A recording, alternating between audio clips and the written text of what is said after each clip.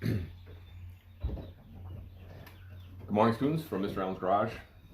Uh, Importance of words we talked about yesterday. I talked about the importance of definitions of words for your brain and really owning solid definitions. I mentioned that it's really rough if your definitions are a contradiction or if your definitions for your brain are flowery or poetic.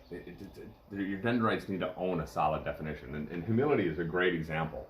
So very few people would consider being humble a bad thing. Like humility, having humility is a great human trait, human quality.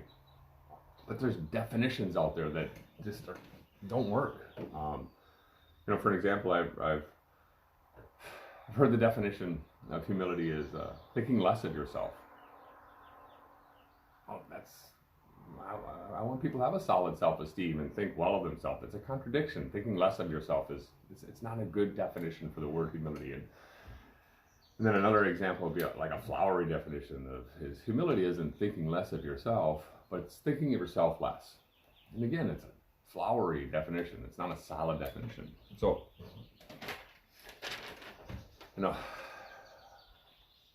the definition we use here, my definition of humility, and the definition in Mr. Allen's Garage is, I'm going to read it so I get it right, but humility, willingness to consider someone else's perspective and know that you're not always right.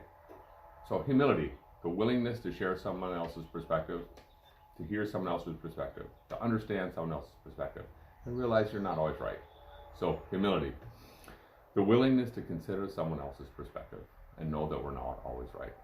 So from Mr. Allen's Garage, students, have a great day.